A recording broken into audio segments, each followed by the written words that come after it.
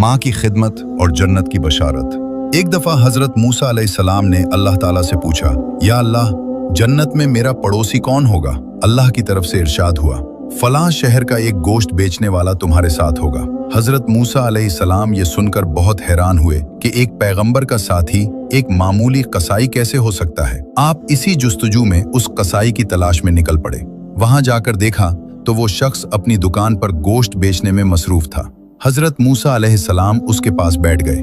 जब उसने अपना काम खत्म किया तो गोश्त का एक टुकड़ा कपड़े में लपेटा और घर की तरफ चल दिया। हजरत मूसा अलैहिस्सलाम भी उसके पीछे चल दिए। उसके बारे में मजीद जानने के लिए उसके घर बतौर मेहमान जाने की इजाजत मांगी, जो उसने खुशी से दे दी। घर पहुंचकर कस्साब ने सबसे पहले वो गोश्त पकाया, फिर रोटी पकाकर उसके छोटे छोटे टुकड़े शोरबे में नरम किए ताकि वो बिल्कुल मुलायम हो जाएं। फिर वो दूसरे कमरे में गया जहां एक बूढ़ी और कमजोर खातून बिस्तर पर लेटी हुई थी।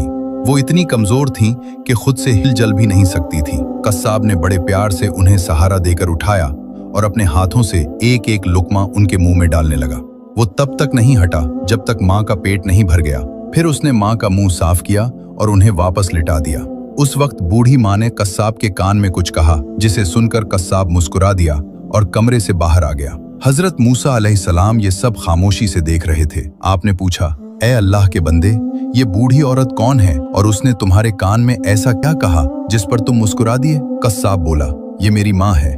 मैं जब भी घर आता हूँ तो सबसे पहले उनकी खिदमत करता हूँ। ये खुश होकर रोज मुझे एक ही दुआ देती हैं कि अल्लाह ताला तुझे जन्नत में हजरत मूसा अलैहिस्सलाम का साथ नसीब करे। मैं ये सुनकर बस मुस्कुरा देता हूँ कि भला मैं एक मामूली कस्साब कहाँ और अल्लाह के जलीलुल कद्र पैगंबर मूसा अलैहिस्सलाम कहाँ। ये सुनकर हजरत मूसा अलैहिस्सलाम ने फरमाया, ए खुश नसीब इंसान, मैं ही मूसा हूँ और मैं तुझे खुशखबरी देता हूँ कि अल्लाह ताला ने तेरी माँ की दुआ कबूल कर ली है। अल्लाह पाक हम सबको अपने वालिदैन की खिदमत करने और उनकी दुआएं लेने की तौफीक अता फरमाए।